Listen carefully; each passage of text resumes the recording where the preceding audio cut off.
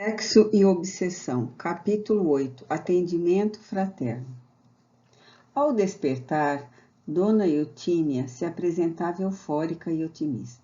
Sentia que a sombra do receio havia sido diluída. Ainda no leito, começou a recordar-se do sonho que se apresentava como uma realidade de tal monta que não pôde sopitar as emoções. E quando o marido acordou, solicitou-lhe um pouco de atenção, pois que necessitava falar-lhe. Ali estávamos o instrutor Anacleto, Guilhermando e nós. O benfeitor havia pensado em assisti-la naquele momento, a fim de que sua memória não sofresse qualquer tipo de bloqueio que lhe impedisse a claridade do pensamento. Assim, após os primeiros atendimentos higiênicos, sentaram-se ambos e tranquilamente, inspirada pelo nosso orientador, narrou com naturalidade os acontecimentos da véspera que a haviam excruciado e o sonho de que fora objeto. Temia, disse ao esposo colhido de surpresa, que explodisse um escândalo sem precedentes em nossa escola. A partir do momento em que me surpreendera o sacerdote em atitude indecorosa, havia perdido minha paz. Não quis perturbar-te antes de acerenar-me suficientemente, o que agora consegui. Havendo orado muito, fui conduzida ao mundo dos sonhos, onde me deparei com Mauro, outras pessoas, um anjo misericordioso e um demônio de aspecto repelente e perverso. Silenciando por um pouco, emocionada, permitiu reflexionar que na sua interpretação do fato espiritual, as palavras eram colocadas conforme a crença religiosa em que se apoiava, de alguma forma sendo fiel ao que vira. Continuando, explicou-lhe o desejo de manter uma entrevista com o senhor bispo da comunidade, acompanhada pelo esposo, assim resolvendo por definitivo a questão e desincumbindo-se do dever como lhe impunha a consciência pessoal, social e religiosa. O marido, que era um homem probo e austero, passado o choque inicial em torno do acontecimento, anuiu de boa mente em acompanhá-la no próximo domingo à residência episcopal, antes havendo assinalado uma entrevista com o respectivo senhor. Enquanto se preparavam para enfrentar o dia de trabalho, o irmão Anacleto nos convidou para fazermos uma visita a Mauro. Trasladamo-nos para a casa paroquial. Encontramos o jovem desperto, absorto em profundo cismar. Recordava-se do acontecimento onírico com muita nitidez, mas, sobressaltado pelos efeitos danosos dos seus atos, receava as consequências que deles deveriam advir. Resolvera não voltar ao educandário, ficando em casa, a fim de mais meditar e aguardar o que viesse a acontecer.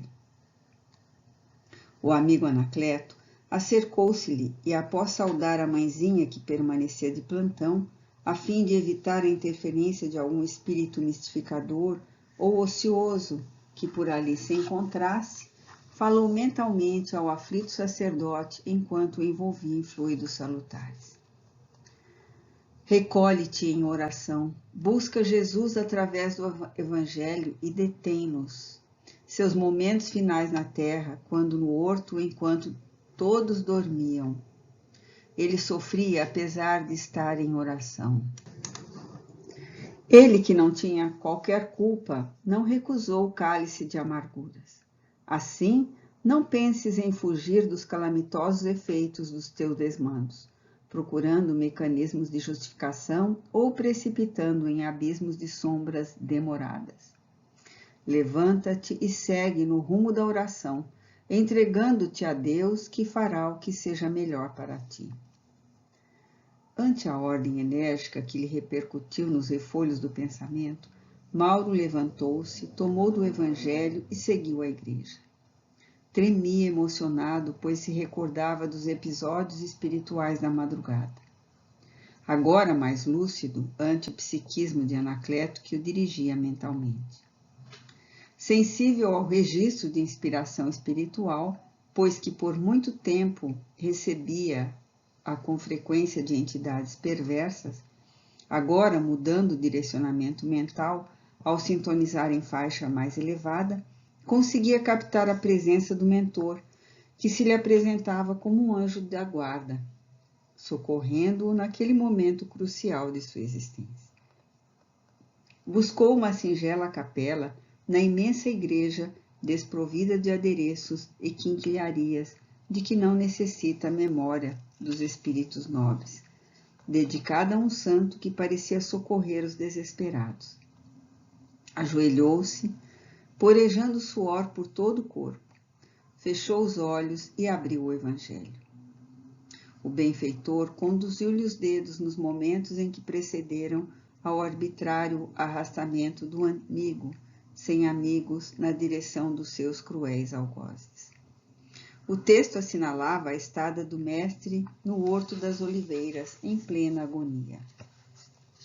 Mauro nublou os olhos com lágrimas sinceras de arrependimento e começou a ler, mergulhando profundamente o pensamento, talvez pela primeira vez no conteúdo incomum e sublime daqueles instantes de dor e de rudes angústias do condutor a quem buscava servir. Demorou-se em cada frase, perscrutou o sentido oculto de cada palavra, estabeleceu pontes com a sua conduta, recordando-se do mestre, que lhe dera a vida enquanto permanecia adormecido na escabrosidade moral. Experimentou um grande sofrimento, um abatimento íntimo como nunca sentira antes.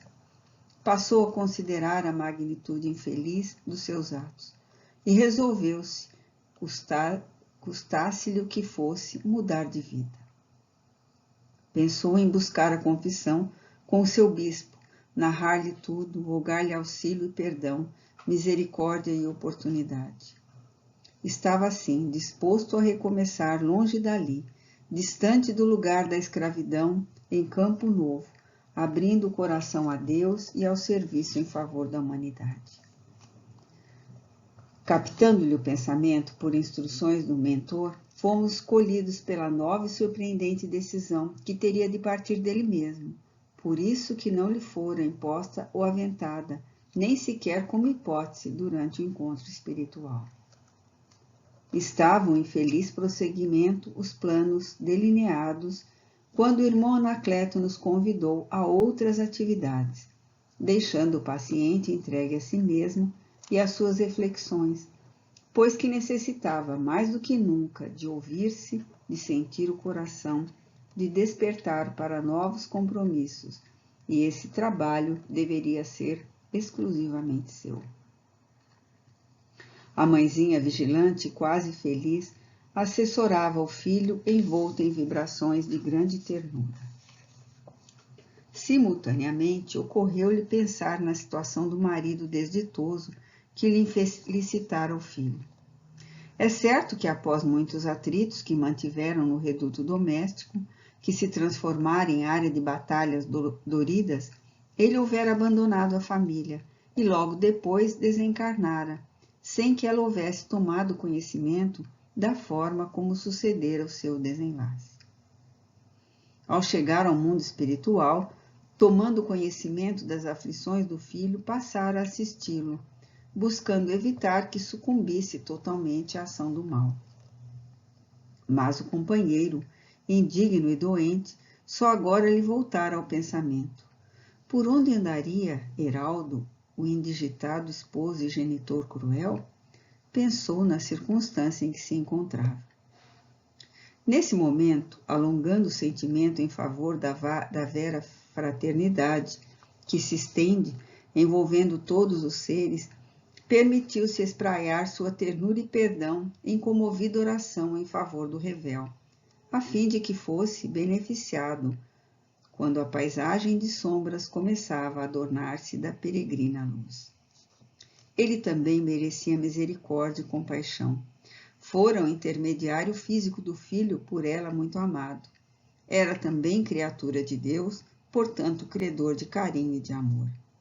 Assim, enquanto o filho viajava mentalmente na direção do mestre incorruptível, ela buscava o companheiro tresvariado que sucumbira ao peso das próprias arbitrariedades. O dia alargou-se. facultando-nos ampliar os compromissos que nos diziam respeito. A instituição onde nos albergávamos mantinha um vasto programa de assistência espiritual às criaturas, além da ação da caridade ali exercida sob vários aspectos, realizando concomitantemente um bem programado serviço de atendimento fraterno a quaisquer pessoas que se apresentassem com necessidade buscando ajuda. O irmão Anacleto convidou-nos a acompanhar a faina dos obreiros devotados à caridade de iluminação, de consciência e de direcionamento para o equilíbrio, para a saúde, para a recuperação da paz. A atividade reunia duas equipes, uma constituída por entidades generosas e trabalhadoras e a outra pelos companheiros que militavam na casa espírita. Haviam recebido treinamento espírita e psicológico e, periodicamente, eram reavaliados, reciclados, de modo que pudessem cooperar com bondade e discernimento doutrinário em favor dos muitos sofredores que buscavam orientação. Em ambos os planos de atividade, havia um responsável que se encarregava de orientar cada candidato, de forma que tudo transcorresse em harmonia e os resultados fossem os melhores anelados. As pessoas que desejavam orientação eram reunidas em uma sala ampla, na qual recebiam esclarecimento espiritual mediante a leitura e comentários de uma página espírita e recebiam passes coletivos. Posteriormente, aqueles que desejavam informações mais profundas eram levados a diversas salas, nas quais recebiam um atendimento pessoal, discreto e carinhoso. O gentil instrutor sugeriu-nos acompanhar uma dama, que chegara aturdida e apresentando um quadro obsessivo bem caracterizado. Havia participado da primeira parte do atendimento e agora deveria receber a orientação que buscava. Uma senhora de aspecto gentil, aureolada por nívea claridade que ela se desprendia, recebeu-a gentilmente, deixando-a à vontade para o cometimento. Percebi que, inspirando-a, encontrava-se uma entidade afável que estava encarregada do mistério do nosso lado da vida. Sem ocultar o desespero que lhe inquietava, a dama foi direto ao drama existencial, elucidando. Nada conheço sobre o Espiritismo. Faz muito tempo que me afastei de Deus, já que a religião que esposava não fora capaz de iluminar-me interiormente, ensejando-me a paz que tanto busco. Desculpe-me, pois, se não souber como conduzir-me nesta entrevista que realizo por primeira vez. A atendente fraterna sorriu explicando-lhe. Esteja à vontade, sem qualquer preocupação. Afinal, aqui estou como sua amiga, propondo-me a ouvi-la com interesse e apresentar-lhe as respostas que o Espiritismo possui para os vários dramas humanos, naturalmente incluindo aquele que a aflige. Ainda ofegante, resultado da constrição de que era vítima habitual do seu perseguidor desencarnado, que se lhe afastara quando da dissertação ouvida e dos passes coletivos que haviam sido aplicados, esclareceu. Minha vida tem sido um verdadeiro inferno, seja sob o aspecto sentimental, econômico, social, com a saúde alquebrada, insônia e 1000 tormentos que me encarceram na revolta, tornando-me insuportável em casa, no trabalho e principalmente comigo mesmo. Esses problemas alteraram completamente o meu comportamento. Fez uma pausa tentando coordenar as ideias e logo prosseguiu. Alguém que se diz médium informou-me que estou obsediada e sugeriu-me que aqui viesse a fim de conversar com o Sr. Ricardo, que é um grande vidente e me poderá auxiliar. Alongou-se em mais algumas explicações desnecessárias, sem qualquer fundamento, e perguntou o que deveria fazer. A senhora que atendia sorriu com bondade e passou a explicar-lhe. O nosso irmão Ricardo, ante a impossibilidade de atender a todos que lhe desejam falar, recebe somente aqueles casos mais graves, após uma triagem que fazemos os atendentes fraternais. Acredito que meu caso é um caso muito grave, não? Interrogou ansiosa. Sim, redarguiu a entrevistadora. Todos os problemas são sempre muito graves. Entretanto, uns existem com mais angústias e aflições que requerem um atendimento especializado. Felizmente, estamos em condições de atendê-la, acalmando-a e diminuindo-lhe o impacto da informação que recebeu. É verdade que os espíritos maus estão comigo, conforme me disse a tal da médium? Indagou com sofreguidão. Todos nós, esclareceu a gentil ouvinte, vivemos cercados pelos espíritos. Eles são os habitantes do mundo fora da matéria, como você compreenderá, porque não são as almas das criaturas que viveram na Terra, agora desvestidas da indumentária material. De acordo com os nossos pensamentos, atraímos aqueles que nos são semelhantes, ou sofremos os efeitos dos atos que praticamos na atual existência ou em outra que já tivemos. O espírito viaja através de várias experiências corporais, colhendo na atual as realizações boas ou inditosas que defluem da anterior, assim desenvolvendo os valores que lhes dormem internamente e avançando ao rumo da felicidade. Novamente sorriu, fazendo uma pequena pausa, a fim de facultar o entendimento da consulente, logo dando curso à explicação. A reencarnação é o processo de evolução mais compatível com a justiça de Deus, que a todos nos criou, simples e ignorantes, facultando o crescimento conforme o livre-arbítrio de cada um na direção da plenitude que a todos nos aguarda. Não diria que a minha amiga e irmã é uma obsediada.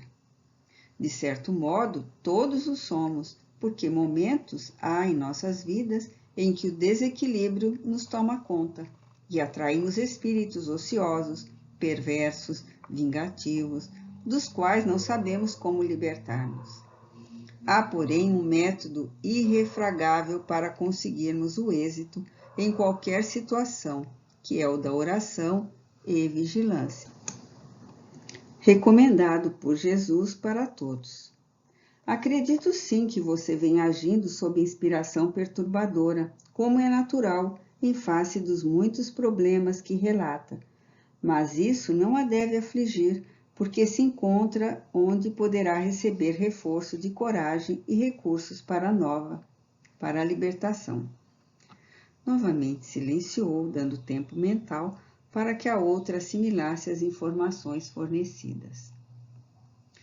Mantendo-se serena e envolvendo a dama em vibração de simpatia e de paz, deu curso aos esclarecimentos. Sugiro-lhe que leia o Evangelho segundo o Espiritismo, de Allan Kardec, a fim de encontrar conforto moral e paciência para os enfrentamentos do cotidiano. A sua leitura lhe fará um grande bem em razão dos esclarecimentos que lhe proporcionará e das diretrizes necessárias à sua paz interior e, portanto, a uma vida feliz. Igualmente, proponho-lhe a terapia bioenergética, isto é, os passes, como aconteceu há pouco antes da nossa conversação, com que se fortalecerá para as lutas e os desafios. Por fim, sendo-lhe possível, venha conhecer as nossas reuniões de palestras e estudos do Espiritismo, nas quais adquirirá conhecimento para libertar-se não apenas dessa entidade que a aturde, como também para auxiliar outras pessoas que se encontram na mesma situação aflitiva. Inspirada pelo espírito lúcido que assessorava, permaneceu jovial, respondendo a algumas outras indagações da senhora que ali saiu renovada.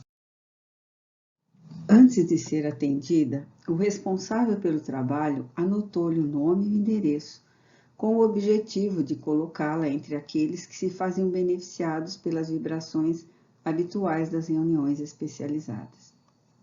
Em face dessa providência, o mentor espiritual da atividade também anotou os dados da consulente e entregou-os a um membro da equipe de visitadores desencarnados, a fim de que oferecesse a assistência conveniente à dama, conforme a receptividade ao que lhe for informado. Fiquei sensibilizado com essa medida de auxílio que passa despercebida a muitos trabalhadores da seara espírita.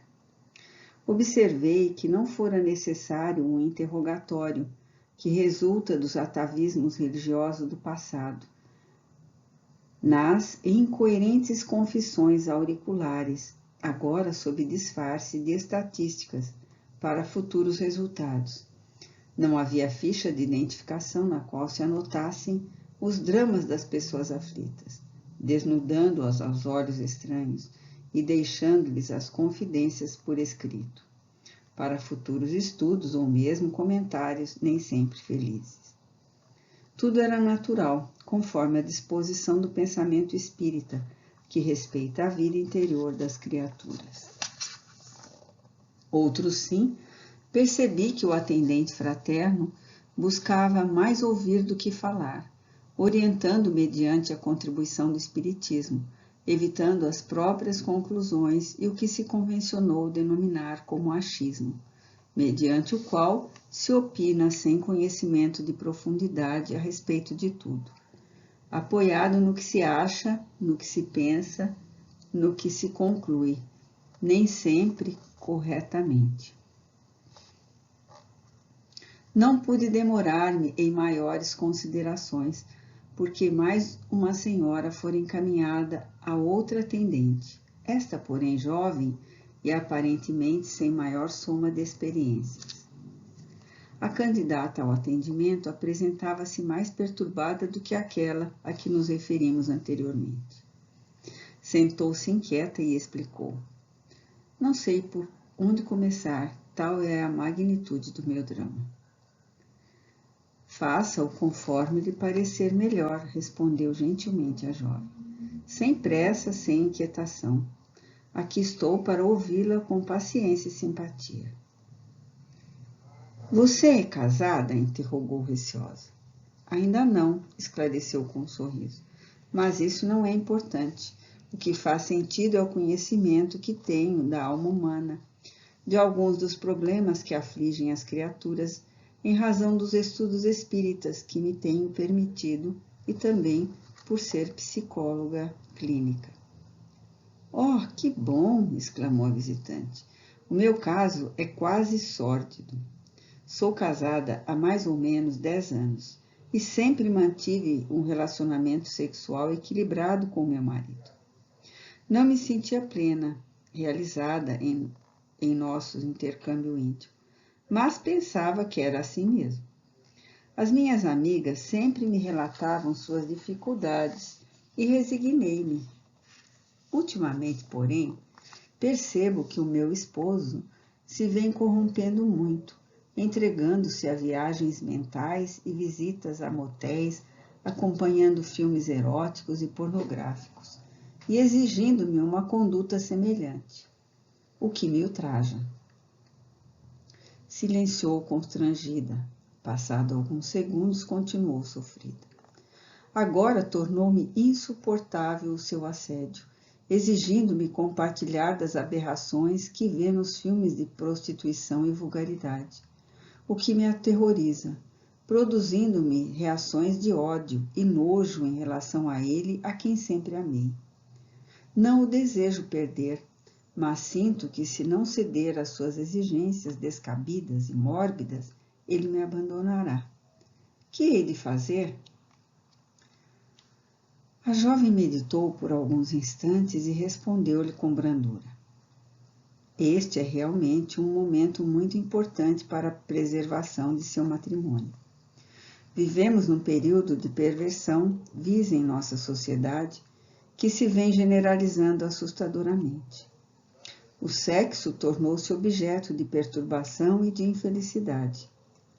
O matrimônio, no entanto, é um contrato social e moral de resultados espirituais, unindo duas pessoas pelos laços do amor, a fim de edificarem a família, não podendo transformar-se em bordel de excentricidades profissionais. O companheiro, de acordo com a sua narração, encontra-se doente e necessita de terapia com um sexólogo, a fim de refazer conceitos e reencontrar o equilíbrio, objetivando prosseguir feliz no lar. Não me cabe dizer-lhe o que deve fazer neste momento, pois que seria assumir a responsabilidade da sua futura atitude. Cada um de nós tem a liberdade de pensar e agir conforme seja melhor para o próprio entendimento. O resultado, porém, virão inevitavelmente, e cada qual se verá a braços com o que haja desencadeado, num campo saudável ou num terreno ingrato. Não obstante, seria de bom alvitre que a amiga convidasse o esposo a uma conversação serena, explicando-lhe a questão conjugal sob seu ponto de vista, informando-o sobre as suas reações e anseios, suas necessidades afetivas, que nada têm a ver com comportamentos doentios, ora em voga. Enquanto isso, indico-lhe a oração como recurso autoterapêutico, que a fortalecerá para resistir às inconvenientes e descabidas exigências, mantendo-se serena e amando o companheiro, momentaneamente desajustado. E se ele não concordar? Interrogou aflita. Perdê-lo-ei ou cederei? Mantendo a calma e a amabilidade, a jovem psicóloga respondeu: isso dependerá da sua estrutura emocional, dos seus valores morais, da sua constituição espiritual. Ninguém lhe poderá dizer o que fazer nessa situação delicada. Pense, amadureça, reflexões e estude o Evangelho segundo o Espiritismo, de Allan Kardec, que lhe propiciará a visão correta dos fatos e da vida. Esse é um livro de conforto moral e espiritual. No entanto, considerando a sua claridade intelectual, receitar-lhe-ia a leitura de O Livro dos Espíritos, do mesmo autor, que lhe dará a dimensão do que é a vida e como devemos experienciá-la na busca da plenitude, explicando-lhe as razões dos acontecimentos no dia a dia, dos dramas existenciais que tanto nos afligem. E volte aqui para uma nova conversa de reabastecimento. Se possível, venha conhecer o Espiritismo e seus paradigmas, suas lições, beneficiando-se com a psicosfera. Sabe o que é? É a atmosfera psíquica de amor e de paz que reina em nossos corações e em nossos atos. E, se possível, convide o esposo, que muito se beneficiará convivendo em outro clima mental. A dama, sinceramente confortada, que também fora beneficiada pelos fluidos do espírito amigo que inspirava a atendente fraterna, pediu licença para abraçá-la, agradecendo com palavras repassadas de ternura. Realmente, a função do atendimento fraterno na casa espírita não é a de resolver os problemas das pessoas que vão em busca de socorro, mas a de orientá-las à luz da doutrina espírita, para que cada uma encontre por si mesma a melhor solução. Outro espírito gentil que recebeu o nome e o endereço da senhora acompanhou-a na saída da sala. Nesse momento, um casal de meia idade, assinalado pela amargura da face e a debilidade orgânica, acercou-se de um respeitável cavalheiro que aguardava o próximo cliente. Percebendo a angústia de ambos, que se mantinham silenciosos e trêmulos, indagou afável: em que lhes poderei ser útil? Posso imaginar a dor que os alcanceia em razão da aflição refletida nos seus rostos. Foi o suficiente para ambos se deixarem dominar pelas lágrimas. O atendente deixou-os extravasar por alguns momentos a angústia que os vergastava após o que propôs. Não seria bom se pudéssemos conversar um pouco? A senhora, mais fragilizada, sem poder conter-se, olhou o marido e fez-lhe um sinal para que ele expusesse a razão pela qual ali se encontravam. O companheiro, com a voz pungida, explicou: perdemos o nosso filho único. A morte arrebatou-o em um acidente cruel, deixando-nos desalentados e sem razão para continuar a viver. Somente encontramos alívio pensando em morrer, porque a vida perdeu totalmente o sentido. Desejamos falar com o irmão Ricardo para tentarmos saber se o nosso filho continua vivo, se pensa em nós, onde e como se encontra. Será possível? É claro que sim, anuiu com gentileza o atento ouvinte. Antes, porém, permito-me informá-los que ninguém perde um ser querido quando arrebatado pela morte. A morte não é o fim da vida, antes é o começo de uma nova etapa da eternidade. Recordem-se de Jesus morrendo na cruz e da angústia de sua mãe. Logo após, no entanto, 3 dias, ei-lo de volta, ressurrecto e vivo, triunfante ao túmulo e afetuoso como sempre. Pensem nele e entreguem-lhe o Filho que antes de lhes pertencer, o é também de Deus, o Pai de todos nós. Posso afiançar-lhe que ele está bem, caso o acidente de que foi vítima não haja sido resultado de imprudência ou desequilíbrio. Sempre quando ocorre algo dessa magnitude, estamos diante do efeito de algum ato muito grave, cuja causa no ontem próximo, nesta existência ou remoto, em outra reencarnação. Desse modo, são felizes aqueles que retornam à pátria após cumprida a tarefa na Terra, seja qual for o mecanismo da desencarnação, conforme nós, os espíritas, denominamos a morte que independeu do viajante espiritual querido. Depois de confortar por alguns minutos o casal sofrido, encaminhou ao atendimento especializado através do irmão Ricardo. Enquanto dialogavam, o espírito responsável pelo atendente aplicou-lhe em ambos energia refazante e calmante que os tranquilizou. As consultas tiveram seu curso normal e eu não cabia em mim de contentamento. Ali estávamos em um ambulatório de emergência espiritual para atendimento aos sofredores e desafortunados da Terra, sem complexidades nem exigências descabidas, nos quais o amor, a vera fraternidade, a compaixão e a caridade davam-se as mãos em tentativas felizes de bem servir. O irmão Anacleto acercou-se-me, sorridente, e acentuou: quando o amor dirige os sentimentos e o pensamento, as ações inegavelmente são corretas e dignificadoras.